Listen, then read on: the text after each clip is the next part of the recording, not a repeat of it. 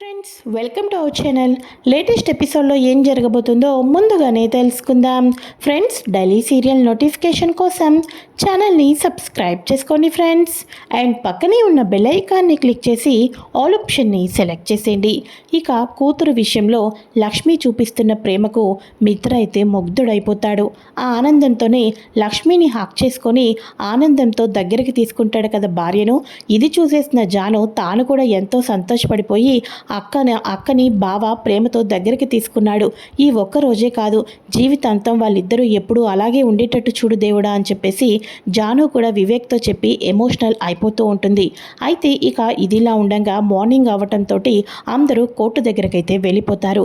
ఇక అక్కడ సరయు, చూడు, ఎట్టి పరిస్థితుల్లో కూడా ఈ కేసులో లక్ష్మి గెలవదు మనీషా, ఎందుకంటే మనం స్ట్రాంగ్ లాయర్ని పెడుతున్నాం అని చెప్పేసి చెప్పటంతో ఓకే సరియు, థ్యాంక్ యూ సో మచ్ అని చెప్పేసి ఇక మనం ఏమీ చేయక్కర్లేదు, ఎటువంటి ప్లాన్లు వేయక్కర్లేదు, ఇక కథ అంతా కూడా లాయర్ గారే నడిపేస్తారు అని చెప్పేసి అనగానే ఓకే థ్యాంక్ యూ అని చెప్పేసి ఆంటీ మనం ఈ కేసు గెలిచేసినట్టే, ఎందుకంటే సరియు స్ట్రాంగ్ లాయర్ని పంపిస్తుంది అని చెప్పేసి అనగానే ఆ లాయర్ కూడా మనీషా వాళ్ళకి వచ్చి షేక్ హ్యాండ్ ఇచ్చి వాళ్ళు మాట్లాడుకుంటూ ఉంటారు.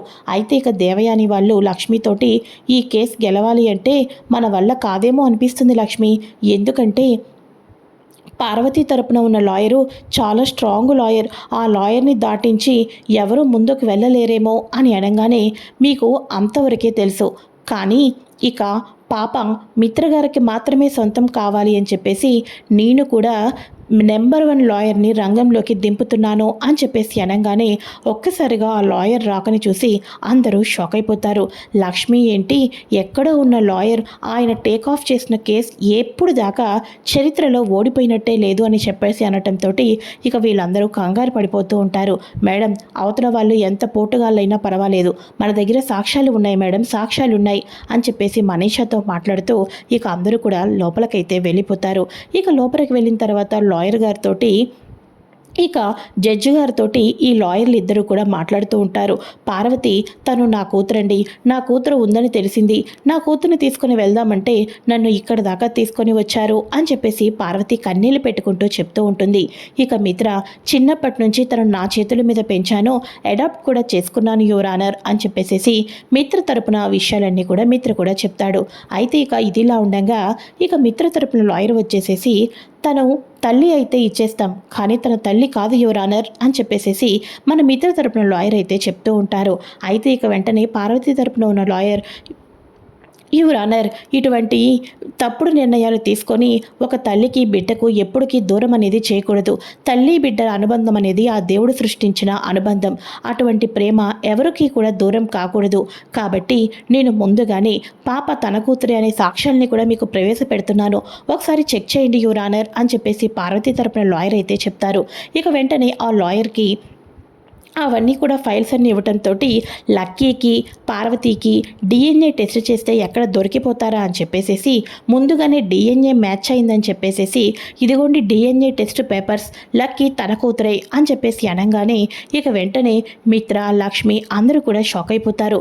లేదు, నాకు భాస్కర్ అన్నయ్య కూడా చెప్పాడు తన కన్న తల్లి కానే కాదు అని చెప్పేసి, ఇప్పుడు మరి ఏదైనా తెలుస్తుంది, తిను మ్యాచ్ అవ్వకూడదు కదా అని చెప్పేసి లక్ష్మి కూడా అనుకుంటూ ఉంటుంది. అయితే ఇలా ఉండగానే లక్ష్మి నో నో ఇదంతా తప్పు యువర్ ఆనర్, తప్పు అని అనగానే మీరు ఏం మాట్లాడాలనుకున్నా వచ్చి బోన్లో మాట్లాడని అనగానే మిత్రతో పాటు లక్ష్మి కూడా బోన్ అయితే ఎక్కుతుంది.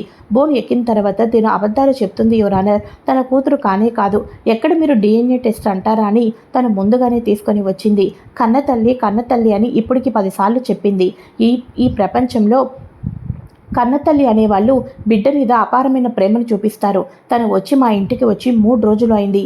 ఈ 3 రోజుల్లో తన కన్న కూతురికి ఏ రోజు స్నానం చేపించింది లేదు, ఇక నోరార గోరుముద్దలు ప్రేమతో తినిపించింది లేదు, పాపతో కథలు చెప్పి తన పక్కన పడుకోబెట్టింది లేదు. కానీ తన కన్న తల్లి అని 100కి సార్లు అబద్ధం చెప్పుకుంటుంది. ఇప్పుడు యువర్ ఆనర్, లాయర్ గారు చెప్పారు, ఇక ఈ సమాజంలో, ఈ ప్రపంచంలో తల్లి బిడ్డల బంధం అనేది ఎంతో గొప్పది అని చెప్పేసి ఆ తల్లి బిడ్డల బంధం గురించి నటించాల్సిన అవసరం ఏమీ లేదు.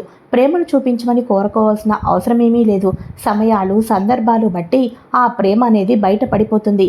తల్లి ప్రేమకు మించింది లేదు, కానీ తన తల్లిని ప్రేమ అనేది తను ఎక్కడా కూడా అనువంత కూడా లేదు అని చెప్పేసి అనగానే అప్పుడు పార్వతి కూడా చెప్తూ ఉంటుంది, 7-8 సంవత్సరాలు ఒక దగ్గర పెరిగిన బిడ్డను బలవంతంగా లాక్కొని ప్రేమ చూపించి నువ్వు నాతోనే మాట్లాడు అనటం అది ఎంతవరకు కరెక్ట్ యువరానర్ అని చెప్పేసేసి పార్వతి కూడా చెప్తూ ఉంటుంది. ఇలా మిత్ర లక్ష్మిలో ఒక బోన్లో ఉంటే పార్వతి ఎదురు బోన్లో ఉండి లక్కీ పాప తనకే కావాలి అని చెప్పేసేసి ఒకటే కోరుకుంటూ ఉంటుంది. అయితే ఇక వెంటనే యువరానర్ DNA టెస్ట్ చేయించారు, ఓకే.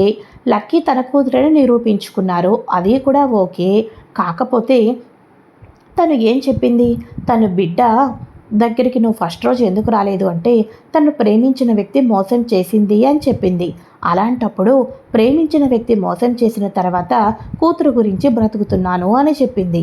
మరి ఇప్పుడు తినికి నిజం చెప్పాలి అంటే ఒక కూతురే కదా యువరానర్ అని అనగానే, అంతే కదా అని అనగానే ఈ లోపల మరి వీళ్ళు ఎవరు పిల్లలు అని చెప్పేసేసి నిజంగానే పార్వతీ పిల్లల్ని అయితే ప్రవేశపెడతారు. ఒక్కసారిగా పార్వతీ పిల్లల్ని చూడంగానే ఇక వెంటనే పార్వతి బోన్లో నుంచి కిందకు దిగిపోయి, పిల్లలు పిల్లలు మీరేంటి ఇక్కడ, అసలు మిమ్మల్ని ఎవరిని తీసుకొని వచ్చారు ఇక్కడికి అని చెప్పేసేసి పిల్లలిద్దరిని కూడా దగ్గరకు తీసుకొని ఇక వాళ్ళని ముద్దు పెట్టుకుంటూ ఉంటుంది. ఇది యువరానర్ నిజమైన కన్నతల్లి ప్రేమ అంటే, ఇది కన్న తల్లి యొక్క ప్రేగు బంధము అంటే అని చెప్పేసేసి లక్ష్మి తరపున లాయర్ అయితే వాదిస్తూ ఉంటారు. యువరానర్ తినకి ఒక ఫ్యామిలీ ఉంది, తిన కన్న బిడ్డలే వీళ్ళిద్దరూ కూడా. తిని ఎక్కడో ఒక మారుమూల ఏరియాలో బ్రతుకుతుంది, నాటకాలు చేసుకొని బ్రతుకుతూ ఉంటుంది. ఇప్పుడు తన బిడ్డల గురించి బతుకుతూ ఈ పాప తన పాప అని అబద్ధం చెప్తుంది అని చెప్పేసేసి ఇదిగోండి తన భర్త కూడా అని చెప్పేసి తన భర్తని ప్రవేశపెట్టి, చూడండి ఇప్పుడు గనక మీరు నిజం ఒప్పుకోలేదనుకోండి మీ పిల్లలకి జీవితంలో తల్లి అనేదే లేకుండా ఉంటుంది.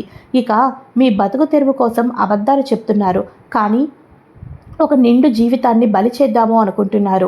మీ పిల్లల సంతోషం కోసం, మీ పిల్లల ఆనందం కోసం, మీ పిల్లల జీవితం బాగుండటం కోసం డబ్బు కావాలి. ఆ డబ్బు కోసం మరొక పిల్ల జీవితాన్ని నాశనం చేయటం అది ఎంతవరకు కరెక్ట్ చెప్పండి. మీకు 2 పిల్లలు, మీరిద్దరూ భార్యాభర్తలు. అసలు మీకు పెళ్ళెప్పుడయ్యింది? ఇవన్నీ లక్కీ పుట్టిన డేట్ తర్వాత 1 ఇయర్ తర్వాత వాళ్ళకైతే పెళ్ళయింది. మరి పెళ్ళయిన తర్వాత 2 పిల్లలు పుట్టారు. మరి తనకు డేట్ ఆఫ్ బర్త్ పెళ్ళయింది అది.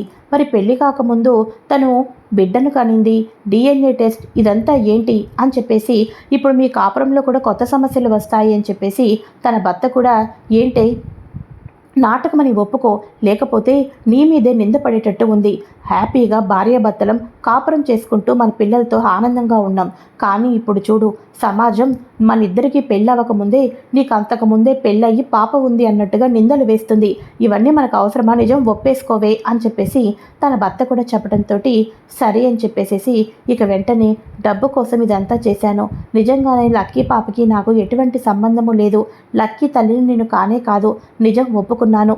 ఇక నాకు శిక్ష వేయొద్దు, ఎందుకంటే నా పిల్లలు అనాథ అయిపోవటం నాకు ఇష్టం లేదు అని చెప్పేసి అనగానే ఇక వెంటనే లేదు తనకు శిక్ష పడాల్సిందే అని చెప్పేసేసి ఇక మొత్తానికి అందరూ అంటూ ఉంటారు. లక్ష్మి తరపున లాయర్ కూడా అంటూ ఉండటంతో ఇక 15 రోజులు శిక్ష వేస్తాం అని అనగానే అప్పుడు లక్ష్మి అంటూ ఉంటుంది, వద్దు యువరానర్ వద్దు, ఎందుకంటే ఆ పిల్లలు అనాథలైపోవటం నాకు ఇష్టం లేదు.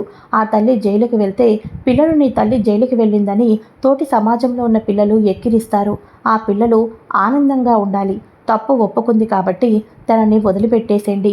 ఇక నుంచి పాప యొక్క పూర్తి బాధ్యత అంతా కూడా మిత్రగారిది నాకు మాత్రమే చెందుతుంది అని చెప్పేసి అనగానే, అవును ఈ పాప మీద ఇప్పటికే ఇంతమంది అబద్ధపు తల్లులు వస్తున్నారు కాబట్టి పాప యొక్క పూర్తి బాధ్యత లక్ష్మీది, అలానే మిత్రకు మాత్రమే సొంతం అవుతుంది అని చెప్పేసి చెప్పడంతో ఇక పార్వతి అయితే పిల్లల్ని తీసుకొని వెళ్ళిపోతుంది. పార్వతి వెనకాతలో ఎవరున్నారో తెలుసుకోవాలి అని మిత్ర అంటూ ఉంటే, ఆ మాత్రం తెలియదా మిత్ర గారు, పార్వతి కోర్టు బయట సరయుతో మాట్లాడడం నేను చూశాను, అందుకని తనని వదిలిపెట్టేశాను. ఇదంతా కూడా సరయు ప్లానే అని చెప్పేసి చెప్పడంతో ఇక వెంటనే ఏదైతే ఏమి లక్కీ బాధ్యత ఇక నుంచి అమ్మగా చూసుకునే బాధ్యత లక్ష్మీది, తండ్రిగా చూసుకునే బాధ్యత మిత్రది అని చెప్పేసి కోర్టు వాళ్ళు కూడా చెప్తారు. ఇక లక్ష్మి అయితే ఇక లాయర్ అలా మాట్లాడడం, లక్ష్మి ఫైట్ చేయటం ఇదంతా చూసిన తర్వాత మిత్రకైతే ఎంతో సంతోషం వేస్తుంది. ఇక కోర్టులో కూడా మిత్ర లక్ష్మిని హక్ చేసుకొని thank you so much Lakshmi అని చెప్పేసి హ్యాపీగా ఫీల్ అయిపోతూ ఉంటారు. ఇక లక్కీ జున్ను కూడా నువ్వు ఎప్పుడు ఎక్కడికి వెళ్ళవు, మన ఇద్దరం లాగా ఇతరులనే హ్యాపీగా ఉంటాం జున్ను లక్కీ అని చెప్పేసి ఇద్దరు పిల్లలు కూడా మాట్లాడుకుంటూ ఉంటారు. కోర్టు నుంచి బయటకు అందరూ ఇంటికి వచ్చేసిన తర్వాత అప్పుడు వివేక్ అంటూ ఉంటాడు, వదిన గొప్పతనం తెలుసుకో అన్నయ్య, నీ సంతోషం కోసమే ఏదైనా చేస్తుంది. నీకు నొప్పొచ్చే పని ఎప్పుడూ కూడా వదిన చెయ్యదు. ఒకవేళ చేసినా దాని వెనకాతలో ఏదో బలమైన కారణం ఉండే ఉంటుంది అని నువ్వు తెలుసుకోలేదు అంతే. ఇకనైనా లక్కీ కోరిగినది ఒకటి, నువ్వు వదిన సంతోషంగా ఉండాలని. పిల్లలు కూడా పెద్దవాళ్ళు అవుతున్నారు, వాళ్ళు చదువుకోవాలి, వాళ్ళ ధ్యాస అంతా మంచిగా ఉండాలి అంటే తల్లిదండ్రులుగా మీరు కూడా మంచిగా ఉండాలి కదా అన్నయ్య అని చెప్పేసి వివేక్ మిత్రకు చెప్పేసి కిందకైతే వచ్చేస్తాడు. అప్పటి నుంచి కూడా మిత్ర వచ్చేసేసి లక్కీ మిత్ర ఒక గదిలో, జున్ను మన మిత్ర ఒక గదిలో పడుకుంటూ ఇలా ఉంటారు కదా ఇంతకాలం. అలా కాకుండా నలుగురు కూడా పిల్లలతో కలిసి తల్లిదండ్రులుగా బోలెడు కథలు చెప్తూ ఒకే గదిలో ఉండాలని మిత్ర అయితే డిసైడ్ అవుతాడు. అప్పటి నుంచి కూడా లక్ష్మి పిల్లల్ని తనతో పాటు పిల్లలకి కథలు చెప్పుకుంటూ భార్యాభర్తలుగా మిత్ర లక్ష్మి ఒక గదిలోనే ఉండటం మన మనీషా అయితే జీర్ణించుకోలేదు. ఇక మార్నింగ్ అవుతుంది. మార్నింగ్ అవ్వగానే మిత్ర ఆఫీస్ వర్క్స్ అని అవని ఇవని వెళ్ళిపోతూ ఉంటాడు. పిల్లల్ని కూడా స్కూల్ దగ్గర డ్రాప్ చేసేస్తారు. ఇలా డ్రాప్ చేసిన తర్వాత ఇక లక్ష్మికి అయితే అనుమానం అనేది వస్తుంది. ఇంతకాలం పిల్లల గురించి ఆలోచించిందే లేదు, మిత్రగారి గురించి ఆలోచించాను. అసలు జున్ను జాతకం ఇక లక్కీ జాతకం చూపించాలి. ఇప్పుడు లక్కీకి వచ్చేసేసి కన్నతల్లి కాకపోయినా తీసుకొని వెళ్ళిపోతాను అని చెప్పింది. పిల్లల జాతకాలు ఎలా ఉన్నాయో దీక్షితుల గారికి చూపించాలి, స్వామీజీ వాళ్ళకు చూపించాలి అని చెప్పేసేసి ముందు లక్కీ జాతకం చూపిద్దాం అని చెప్పేసేసి జున్ను జాతకం చూపిద్దామని చెప్పేసేసి నా కొడుకు జున్ను జాతకం ఎలా ఉందో చెప్పండి దీక్షితుల గారు అని అనగానే ఇక తను ఒంటరిగా రాలేదు ఈ భూప్రపంచంలోకి, ఇక నీకు పుట్టింది కవల పిల్లలు అన్నట్టుగానే దీక్షితులు అయితే చెప్తారు. ఏమిటి స్వామి, నాకు ఒక సంతానం కాదా అని అనగానే కాదు, నీకు ఒకే కనుపులోన కవల పిల్లలు పుట్టారు అని దీక్షితులు అయితే జాతకం చూసి మొత్తానికి నిజమైతే చెప్పేస్తారు. అప్పటి నుంచి తన మరో బిడ్డ ఎక్కడ ఉంది అని ఆలోచిస్తూ ఉంటుంది. తను ఎక్కడైతే మున్నార్లో మన జున్నుకి జన్మనిచ్చిందో అదే మున్నార్లో అదే సమయంలో అదే వర్షం పడుతున్న టైంలో లక్కీ కూడా పుట్టింది అని ఎన్నోసార్లు చెప్తూ ఉంటారు కదా. మరి ఇన్ని సింటమ్స్, అంతేకాకుండా లక్ష్మి అమ్మని హాక్ చేసుకుంటేనే అమ్మని హాక్ చేసుకున్నట్టు ఉందని చెప్పేసి అనటం, ఇక చిన్నప్పుడు లక్ష్మిలానే లక్కీ ఉందని ఊర్లో వాళ్ళు అనటం, ఇవన్నీ ఒకటికోటి లక్ష్మి అన్నీ గుర్తు తెచ్చుకొని చివరాఖరకు లక్కీ తన కూతురు అనే నిజం తెలుసుకోబోతుందా లేదా తెలుసుకోవాలి అనుకుంటే ఫ్రెండ్స్ తప్పకుండా ఛానల్ని సబ్స్క్రైబ్ చేసుకోండి.